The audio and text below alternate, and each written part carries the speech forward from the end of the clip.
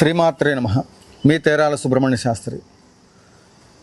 ఉద్యోగరీత్యా ఎదుర్కొంటున్నటువంటి ఒక సమస్యలు, అదే మాదిరిగా ఎక్కడైనా మనం పనిచేసే వ్యాపార సంస్థల్లో కావచ్చు, లేకపోతే నౌకరి ఎక్కడైనప్పటికీ కూడా, అది ఉద్యోగమా వ్యాపార స్థలమా ఎక్కడైనప్పటికీ కూడా వేధింపులకు గురవుతున్నాము.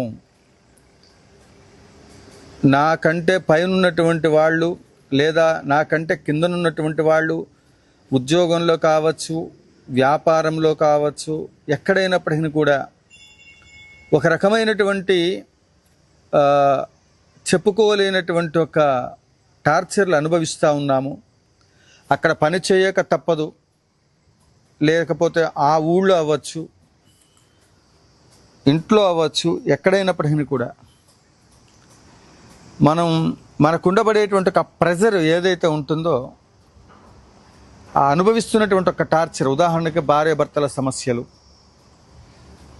ఆ సంసార జీవితంలో ఉండబడేటువంటి ఒక బాంధవ్య మాంగళ్య బలం అనేటువంటిది ఏదైతే ఉందో, ఆ మాంగళ్య బలానికి, మంగళసూత్రానికి, దానికి ఇచ్చేటువంటి ఒక విలువ చేత, కుటుంబ విలువల చేత కట్టుబడి ఉండి,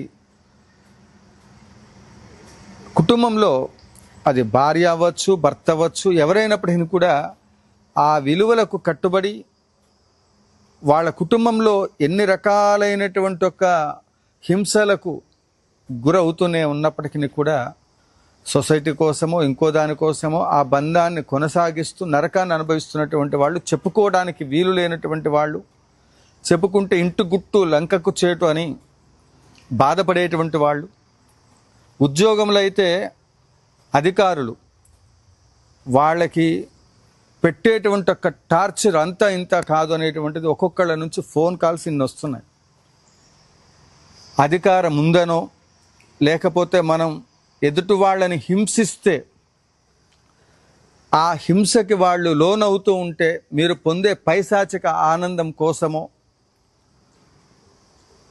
పని చేసేటువంటి వాళ్ళకి, మన దగ్గర ఉన్నటువంటి ఒక వర్కర్లకి హీనంగా చూడటము, హేళనగా మాట్లాడటము, లేదా యజమాని ఎంత కరెక్ట్గా ఉన్నప్పటికీ కూడా వాళ్ళకి ఇవ్వవలసినటువంటి ఒక సరైనటువంటి ఒక కావలసినటువంటివన్నీ కూడా ఏర్పాటు చేస్తూ ఉన్నప్పటికీ కూడా వర్కర్లు యజమానులని హింసించటము, ఇలా ఒకళ్ళ నుండి ఒకళ్ళకి పరస్పరం హింసకు గురవుతూ, వాడితోనే పని ఉంటుంది, వాడు తప్ప ఇంకోటి చేయలేడు కాబట్టి వాడు నెత్తి మీద దేవుడిలాగా కూర్చొని మన పైన సవారీ చేస్తూ ఉంటారు కొంతమంది.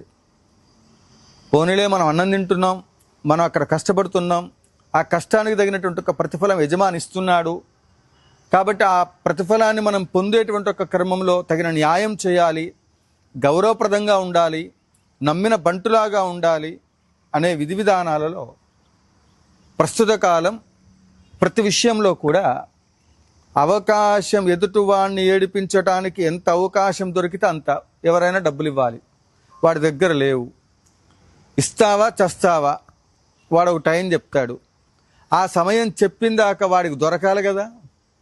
ఆ సమయం దొరికే లోపు వీడికి రోజు నేనున్నానని గుర్తు వీడు ఎందుకు ప్రశాంతంగా ఉన్నాడరా అన్న స్థాయిలో రోజుకోసారి నేను గుర్తున్నానా అన్నట్లుగా వాడిని హింసించటం, వాడు బరి తెగిస్తే ఆ డబ్బులు నువ్వు ఏం చేసుకుంటావో చేసుకోరా బాబు అనే స్థితికి వెళ్ళినప్పుడు, అది చట్టాలు కానీ న్యాయాలు కానీ ఎక్కడైనప్పటికీ కూడా కొన్ని రకాలైనటువంటి ఒక ప్రత్యేకమైనటువంటి ఒక మరి విధి విధానాలని మనకు అందించి ఉన్నప్పటికీ కూడా వాటిని అతిక్రమిస్తూ ఇవ్వవలసినటువంటి వాడు ధర్మంగా వాడు ఉంటే పర్వాలా, వాడు దుర్మార్గుడైతే దాన్ని ఆలోచన చేసే మీరు మీరు రిలేషన్ ఏర్పాటు చేసుకోవాలి. అంటే ఒక ఆర్థికపరమైన అంశాల దగ్గర నుండి మొదలుకొని వ్యాపార సంస్థలు అవ్వచ్చు, ఇంకో చోట అవ్వచ్చు, కుటుంబ నేపథ్యం అవ్వచ్చు, ఎక్కడైనప్పటికీ కూడా మీరు హింసకి గురవుతున్నారు. ఉదాహరణకి నిన్న కొంతమంది ఉద్యోగస్తులు ఎక్కువగా నాకు ఫోన్ చేసేటువంటి వాళ్ళలో, సార్ మేము ఇక్కడ ఉద్యోగం చేస్తూ ఉన్నాం, మాకు అక్కడ అది తప్ప దారి లేదు, ప్రమోషన్ పేరుతో మేము బయటకు వచ్చాం, కానీ ఆ అధికారులు రాత్రనక పగలనక మమ్మల్ని రుద్ది రుద్ది రుద్ది చావగొడుతున్నారు. కానీ మా టైం ఇది, ఎక్కువగానే పనిచేస్తూ ఉన్నాం. దానికి మించి ఎక్కువగా మాకు మరి ఎక్కువ వర్క్ చేస్తున్నామని చెప్పి ప్రత్యేకంగా రాయితీలు కానీ నాకు రావాల్సిన లబ్ధులు కానీ ఏమి లేకపోగా వాళ్ళు మా పై అధికారులు వాళ్ళు విలాసాలకి వాటికి వీటికి తిరుగుతూ వాళ్ళు పెంచుకున్న వర్క్ లోడ్ మొత్తం మా పైన వేస్తూ ఈ పని ఆ పని చేయకపోతే ఆ నిమిషం ఏమనకపోయినా అక్కడ ఏసీ లేకుండా చేయటము, లేకపోతే ఆ ఉన్న వర్క్ టైంలో మాకు వర్క్ లేకపోయినప్పటికీ కూడా కావాలని ఏదో ఒక రకంగా డిప్యుటేషన్ల పేరుతో ఆ ఊరు ఈ ఊరు తిప్పటము, హింసకు గురి చేయటము. ఇంకొంతమంది అయితే ఆడవాళ్ళని కూడా చూడకుండా మరి వాళ్ళని ఆ కూర్చునేటువంటి ఒక కుర్చీల్లో కూడా బ్యాక్ పెయిన్స్ వస్తూనే ఉన్నప్పటికీ వాళ్ళకి సంబంధించిన దాంట్లో పైన వాడు ఒక రాక్షసుల్లాగా పైన అధికారులు హింసకు గురి చేస్తూ ఉన్నారు. అసలు నేను అక్కడే ఉద్యోగం చేయాలి, వేరే దారి లేదు. ఇలా ఒకటేమిటి, అసలు నిజంగా వింటూ ఉంటే అడవిలో జంతువులు మృగాలు ఉంటాయని తెలుసు, కానీ మనుషుల్లోని ఇంతమంది మృగాలు ఉన్నారా అనేటువంటి ఒక పరిస్థితి ప్రస్తుత కాలంలో నేను నిర్మోహమాటంగా చెప్తా ఉన్నా. ఒక్కొక్కడికి ఒక్కొక్క రకమైనటువంటి ఒక శాడిజం అనమాట. ఇప్పుడు నేను ఒక వీడియో చేస్తున్నా, ఆ వీడియోలో కింద కామెంటు వాడు మాట్లాడేటప్పుడు మంచిగా పెడితే వాడికి ఒక ఆనందం, చెడుగా పెడితే వాడికి ఒక ఆనందం, ఇద్దరికి లైకులు పెట్టేవాడికి ఇంకొక ఆనందం. ఈ లైకులు పెట్టేవాడు కూడా ఈ మధ్యకాలంలో ఫేస్బుక్లో వాటిల్లో చూస్తూ ఉన్నా, చనిపోయారనే ఉద్దేశంతో వాళ్ళ గురించి పెట్టేటువంటి ఒక సమాచారం కోసం పూర్వకాలంలో మనకి కార్డులు ఉండేవి, ఉత్తరం రాసి పంపించేవాళ్ళు సమాచారం. ఈ ప్రస్తుత కాలంలో వాట్సాప్ లేకపోతే తెలిసినటువంటి ఒక ఫేస్బుక్ ద్వారా తెలియజేస్తే దానికి లైక్ పెడుతున్నారు. లైక్ ఎందుకు? ఆ చనిపోయింది అది బాధాకరమైన విషయం. చేతనైతే మౌనం ప్రకటించడం ఉత్తమం, అది ఎవరైనప్పటికీ కూడా. ఆడు చనిపోతే నీకు లైకులు పెట్టడం ఏంటి? ఏదైనా జరగకూడనటువంటి ఒక సన్నివేశం జరుగుతుంది, దానికి మళ్ళీ లైకులు. ఆ లైక్ అనేటువంటి ఒక పదానికి హిస్టరీలో మరి దానికి అది ఏ సందర్భంలో పెడుతున్నారో ఎందుకు పెడుతున్నారో నాకైతే తెలియదు. సో ఇక్కడ ఒక్కొక్క వ్యక్తికి ఒక్కొక్క రకమైనటువంటి ఒక పైశాచికమైనటువంటి ఒక ఆనందం ఉంటుంది. ఆనందంలో ఆనందం బ్రహ్మానందం ఇది వేరు, పైశాచిక ఆనందం వేరు. అంటే నా వల్ల ఇంతమంది బతుకుతున్నారు, నేను ఈ కుటుంబాన్ని పోషణ చేస్తున్నానని ఇంటి యజమాని అనుకున్నా, ఒక ఉద్యోగంలో అధికారి అక్కడ స్టాఫ్ పైన నా వల్లనే వీళ్ళందరికీ నేను వీళ్ళ పైన బాస్ని కాబట్టి వీళ్ళమైన హుకుం జారీ చేయాలని వాళ్ళు అనుకున్నా, అప్పిచ్చినటువంటి వాడు నేను ఇస్తే తప్ప వీడికి గతి లేదు కాబట్టి వీడు అప్పు తీర్చేంత వరకు వీడు నాకు బానిస అన్నట్టుగా వాడనుకున్నా, వీడు తప్ప నాకు అప్పిచ్చేవాడు లేడు కాబట్టి వాడు సరౌండ్ అవుతూ అప్పు ఎగ్గొట్టాలని చూస్తూ అతన్ని తక్కువ అంచనా వేసి చూస్తున్నటువంటి వాడు వాళ్ళకైనా ఎవరైనప్పటికీ కూడా ఈ రకమైనటువంటి ఒక శాడిజం అనేటువంటి దానికి బ్రాండ్ అంబాసిడర్గా ఎవరైతే ఉంటారో వాళ్ళ బారిన పడి ఎవరైతే కొట్టుమిట్టాడుతూ ఉన్నారో అటువంటి టైంలో మీరు ఒక్కటే చేయండి, ప్రత్యంగిర అమ్మవారి ఫోటో తీసుకోండి, మీ కోపం ఎంత స్థాయిలో ఉందో తెలుసుకోండి. ఆ కోపం ఇంతదా ఇంతదా ఇంతదా ఇంతదా ఇంతదా ఎంతుంది అని ఆలోచన చేసి ఆ కోపం మొత్తాన్ని తీరేంత వరకు, ఒకప్పుడు ఏమంటారంటే అరే నీకు కోపం వచ్చిందా 1 2 3 4 5 6 7 8 9 ఇలా మొత్తం వరుస నెంబర్లు లెక్కబెట్టు, లేకపోతే జపం చేయి, సాధన చేయి, అది ఇది. కానీ నేనేమంటానంటే మనలో ఉండబడేటువంటి ఒక ఈ ఆక్రోశం, పూజలు పునస్కారాలు అనేటువంటిది లేకపోతే, అసలు ఆధ్యాత్మికమైన వ్యవస్థలో ఈ జప యజ్ఞ యాగాది క్రతువులు లేకపోతే, ఎదుటివాడు ఈ విధంగా నరకాన్ని అనుభవిస్తున్నప్పుడు ఆ పడుతున్నప్పుడు భగవంతుడి దగ్గరికి వెళ్ళి చెప్పుకోవటం వల్ల వాడు క్రైమ్ చేయట్లా. ఇది గుర్తుపెట్టుకోండి. ఆ భగవంతుడి దగ్గరే వీడికి ఉన్నటువంటి ఒక కోపం మొత్తాన్ని తీర్చుకొని వీడి వల్ల ఇబ్బంది పడుతున్నాను స్వామి, వీడి వల్ల ఇబ్బంది పడుతున్నానమ్మా, నాకు దారి చూపించు తల్లి అంటే ఈ ప్రకృతిలో అతీతమైన శక్తి ఏదో ఉంది, అది మనం నడిపిస్తా ఉంది. ఈ ప్రజలంతా కూడా పూర్తి స్థాయిలో తగ్గిపోయి ఆ తర్వాత ఆ ప్రకృతి స్వరూపంలో ఉండబడే ఆ దేవత, ఇతను నమ్ముకున్నటువంటి ఆ భగవంతుడు వాళ్ళని హింసకి గురి చేసేటువంటి వాళ్ళని మన దగ్గర నుంచి దూరంగా పంపిస్తూ ఉంటారు. అందుకే అనవసరంగా ఎవరిని కంటతడి పెట్టేటువంటి ఒక ప్రయత్నం చేయొద్దు. కొన్ని కర్మల చేత పూర్వజన్మలోనో ఈ జన్మలోనో మంచో చెడో దేని కర్మలో ఇక్కడ సమస్యలు వస్తున్నాయంటే దానికి కారణం ముందు మనలో ఏమైనా లోపం ఉందా చూసుకోవటం, ఎదుటి వాళ్ళ లోపంలో ఉందా, దానికి ఆ లోపాన్ని మనం సరిదిద్దుకొని మనం ఏ విధంగా మన జీవితంలో ముందడుగు వేయాలనేటువంటిది ఆలోచన చేయటం, ప్రతిరోజు ప్రణాళిక వేసుకోవటం, డైరీ రాసుకోవటం. ఈరోజు నేను ఎవరితో ఎంతసేపు మాట్లాడాలి, కుటుంబంతో ఎంతసేపు మాట్లాడాలి, వ్యాపారంలో ఎంతసేపు సమయం కేటాయించాలి, పిల్లలతో ఎంతసేపు మనం ఈ యొక్క యోగక్షేమాల గురించి మాట్లాడాలి, తల్లిదండ్రులకు ఎంతసేపు సమయం కేటాయించాలి.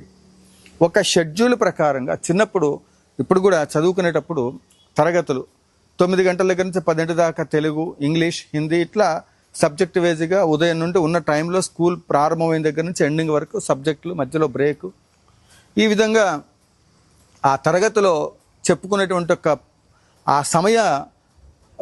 సమయాన్ని అనుసరించి నిర్వహించే తరగతులు ఏ విధంగా అయితే ఉంటున్నాయో అలానే జీవితం అనేటువంటి ఒక ఈ యొక్క మన జీవన పోరాటంలో 24 గంటల్లో 12 గంటలు నిద్రకపోతే మిగిలిన 12 గంటలు మనం అన్నిటికీ న్యాయం చేయగలుగుతున్నామా లేదా, ఏ సబ్జెక్టు పైన నువ్వు దానిపైన శ్రద్ధ వహించకపోతే ఆ సబ్జెక్టు ఫెయిల్ అయితే ముందు తరగతిలోకి ఎట్లా వెళ్ళలేరో అలానే జీవితంలో కూడా మీరు సాధించాలనుకునే దాని పట్ల పట్టుదల, మీరు లక్ష్యాన్ని చేరుకోవాలి, సమాజంలో ఉన్నత స్థితిలో ఉండాలి. మంచి చెడు రెండు ఉంటాయి. నేను ఒక పని చేస్తున్నాను, కష్టం లేకుండా ఏది రాదు. ఇవాళ స్వర్ణాలయం పూర్తవ్వాలంటే దాని పట్ల మంచి అభిప్రాయం ఉంటుంది, చెడు అభిప్రాయం ఉంటుంది. ఇది అవుతుందా, ఇది సాధ్యమేనా అని అంటే అది అనుకున్నప్పుడు నేను దాన్ని ఏం చేయలేను. అందువల్ల పట్టుదలతో చేసే లక్ష్యాన్ని ఏదైతే ఉంటుందో ఆ లక్ష్యాన్ని చేరుకునేటువంటి ఒక క్రమంలో దానికోసం అని చెప్పి మిగిలినటువంటి ఒక సబ్జెక్టులు ఏవైతే నేను ముందు తరగతిలోకి వెళ్ళాలి అంటే అన్ని కరెక్ట్గా మెయింటెనెన్స్ చేస్తేనే ఉన్నత తరగతిలోకి ఎలా అయితే వెళ్తున్నామో అలానే ఈ జీవితంలో నీకున్న టైంలో అన్నిటిని మేనేజ్మెంట్ చేసుకునే క్రమంలో ఈ ప్రెజర్స్ అనేటువంటివి పూర్తి స్థాయిలో మరి చుట్టూ ఒక్కళ్ళ వల్ల ఒక వ్యక్తి సరైన మార్గంలో ప్రయాణం చేస్తున్నప్పుడు ఎక్కడైనా ఆ వాహన ప్రమాదాలుగా జరిగినప్పుడు అక్కడ మొత్తం ఆ వాహనాలు ట్రాఫిక్ మొత్తం జామ్ అయినప్పుడు అనుకున్న టైంకి వెళ్ళలేం, వేరే మార్గం ఏముందా అని వెతుకుతాం. మన జీవితంలో కూడా ఏదైనా జరగకూడనటువంటి ఒక సంఘటనలు, ఆర్థిక నష్టమో, కుటుంబ సమస్యలో, ఏదో ఒక సమస్య మనుషుల్ని దూరం అయిపోవటమో ఏదో వస్తుంది. అంత మాత్రం చేత కుంగిపోకుండా లక్ష్యాన్ని చేరుకునే సమయంలో ఇవన్నీ మనం ఎదుర్కొంటున్నటువంటి ఒక పరీక్షలు, నెలవారీ పరీక్షలు, త్రైమాసిక పరీక్షలు, షాన్మాసిక పరీక్షలు, సంవత్సర పరీక్షలు ఇట్లా ముందు తరగతికి సంబంధించి ఎప్పటికప్పుడు జీవితం కూడా ఎప్పటికప్పుడు పరీక్షల్ని ఎదుర్కొంటూ తగు జాగ్రత్తతో ముందుకు వెళ్ళే సమయంలో మీరు అనుభవిస్తున్నటువంటిది ఏ సమస్య అయినప్పటికీ కూడా భగవత్ ఆరాధన వల్ల తీరుతుంది, భగవత్ సాధన వల్ల తీరుతుంది. ఎలా? కృషితో నాస్తి దుర్భిక్షం, జపతో నాస్తి పాతకం. కాబట్టి ఇటువంటి యజ్ఞయాగాది కర్తువులకు సంబంధించి నిన్న ఎవరో అంటున్నారనమాట, 21,116 రూపాయలు 5 సంవత్సరాలకి గోత్రనామార్చన 30 కేజీలు ఆవు నెయ్యి ఇయ్యండ్రా బాబు అంటే ఇది చాలా ఎక్కువ గురువు గారు అంటున్నారు. కాబట్టి ఇక్కడ కార్యక్రమం ఏం జరుగుతుంది, ఎన్ని ద్రవ్యాలు వాడుతున్నామో, 5 సంవత్సరాలకి గోత్రనామార్చన అంటే ఇక్కడ గురుదక్షిణ లేదు, ఆవు నెయ్యి కేజీ 600, 1000 రూపాయలు ఆ పైన ఉంది. సహస్ర చండీ యాగం అంటే చీరలు కావాలి, కావలసిన ద్రవ్యాలు, అన్నదానము, పసుపు, కుంకుమ, ఇవన్నీ ఎంత మెయింటెనెన్స్ ఉంటుంది. కాబట్టి ఇక్కడ ఎటువంటి మీరు టార్చర్లు అనుభవిస్తున్నప్పటికీ కూడా ఈ కార్యక్రమాలలో 5 సంవత్సరాల గోత్రనామార్చనకు సంబంధించి పూజ చేయటం ద్వారా ఏ రోజుకు ఆ రోజు పూజ కార్యక్రమాల ద్వారా ముఖ్యంగా అధర్వణ భద్రకాళి నారాయణి ప్రత్యంగిర అమ్మవారు మరి ఇంతకుముందు నేను చెప్పినట్లుగా పెద్ద ఫోటో ఒకటి పెట్టుకుని ప్రత్యంగిర అమ్మవారిది, మీరు ఎవరెవరైతే మిమ్మల్ని ఇబ్బంది పెడుతున్నారో రోజు నిమ్మకాయ దండ అలంకారం చేయండి. అది 2 రోజులు, 3 రోజులు, 4 రోజులు ఉంటుంది. తీవ్రంగా ఘోష ఉంటే అది వాడిపోతూ ఉంటుంది. వాడిపోయినప్పుడల్లా నిమ్మకాయ దండ తీసేసి ప్రతిరోజు కూడా తెల్లవాలు తెల్ల నువ్వులతో ప్రత్యంగిరాదేవికి అష్టోత్తరం చేస్తూ ఉండండి. రోజు మిమ్మల్ని ఎవడు టార్చర్ పెడుతున్నాడో వాడికి అసలు ఇంకా మిమ్మల్ని ఎంతగానం టార్చర్ పెట్టి ఇన్ని రోజులు పైశాచిక ఆనందం పొందాడో ఇక వాడికి ఉంటుంది మజా మామూలుగా ఉండదు. ఆ అమ్మవారే శత్రుముఖ దర్శిని. ఎవరైతే ఉన్నారో అపరాజితాదేవి, ఆవిడ ప్రత్యంగిరాదేవి, ఎండు మిరపకాయలతో హోమం చేస్తే, వీలుంటే యాగశాలకు వస్తే, మిమ్మల్ని టార్చర్ పెడుతున్నటువంటి వాళ్ళు ఎవరైతే ఉన్నారో ప్రత్యంగిరా హోమం చేయండి. దుమ్ము దులిపేస్తుందన్నమాట అమ్మవారు, మామూలుగా కాదు. అప్పుడే సనాతన ధర్మంలో ధర్మాత్ములు, పుణ్యాత్ములు, ధర్మంగా ఉన్నాను నేను అనుకున్నటువంటి వాళ్ళందరినీ కూడా రక్షించడానికి భగవంతుడు ఆయా రూపాలు వస్తారంటే ప్రత్యంగిరాదేవి దానికి నిదర్శనం. ఈ క్షేత్రంలో మనం ఆ విధంగా ఎంతోమంది వాళ్ళ జీవితాల్లో, ఇక నేను ఆఫీస్కి పోతే వాడి ద్వారా నాకు ఈ ఉద్యోగంలో ఈ సమస్య ఉందని ఎంతోమంది టీచర్లు అవ్వచ్చు, ఇంకొకళ్ళు అవ్వచ్చు, ఎంతోమంది వాళ్ళ జీవితాల్లో ఆనందాన్ని పొందారు. ఎందుకంటే మొన్న ఈ మధ్య చూశానమాట, అంటే గురువుకి ఇవ్వవలసిన గౌరవం ఇవ్వకుండా ఉపాధ్యాయులకి విద్యార్థులు దాడి చేయడం, అది తప్ప ఒప్ప, అక్కడ ఏం జరిగింది సన్నివేశం తర్వాత. అందుకే అడ్వకేట్స్ అవ్వచ్చు, ధర్మశాస్త్ర సంబంధమైనటువంటి అంశాలలో రాజకీయ నాయకులు అవ్వచ్చు, ఎవరైనప్పటికీ కూడా మీరు మంచి చేయాలి సమాజానికి, అట్లనే మీరు మంచి స్థితిని పొందాలనుకునేటువంటి వాళ్ళందరూ కూడా ఈ యొక్క రాజశ్యామల సహిత దశమహావిద్య స్వర్ణ దేవాలయ నిర్మాణ మహాసంకల్పంలో మీరు దేని ద్వారా బాధపడుతున్నారో ఆ సమస్య పరిష్కారం కోసం ఇక్కడ దాకా రాలేరు అనుకున్నటువంటి వాళ్ళు ఉచితంగా గోత్రనామార్చన జరుగుతుంది. మేము ఏమి కట్టలేము స్వామి అనుకునేటువంటి వాళ్ళకి ఉచితంగా చేస్తున్నాము. 21,116 రూపాయలు చెల్లించేటువంటి భక్తులకు వాళ్ళకు ఉండబడే సమస్యను అనుసరించి మీకు వెంటనే ఆ ప్రాబ్లం తీరాలనుకుంటేనే ఈ డబ్బులు కట్టండి. అది కూడా యాగ ద్రవ్యాలకి. మీకున్న ప్రాబ్లమ్స్ తీరితే స్వర్ణాలయం పూర్తి చేయాలి అనేటువంటిది నా యొక్క సంకల్పం. మీరు మంచి ఉన్నత స్థితిలో ఉండాలని చేసే ఈ కార్యక్రమాలలో మీ వంతు సహాయ సహకారాలు అందడం కోసం ముఖ్యంగా ఈ కార్యక్రమాలన్నీ కూడా మనం నిర్వహిస్తున్నాం. మరిన్ని వివరములకు ఇంకా చాలా లెంత్ ఎక్కువ అవుతుంది. సో నేను చెప్పింది అర్థమైంది కదా. ఎవరికైనా శాడిజం అనేటువంటిది ఇబ్బంది, అందరి నుంచి ఏదైనా హింసకు గురవుతున్నారనుకుంటే ఎక్కడైనా చెప్పుకోలేంది, వెంటనే ప్రత్యంగిర అమ్మవారికి సంబంధించిన పూజా కార్యక్రమాల్లో పాల్గొనండి. సహస్ర చండీ యాగం జరుగుతుంది, దాతలు సహకరించగలరు. జయ జయ శంకర, హర హర శంకర, కాంచీ శంకర, కామకోటి శంకర.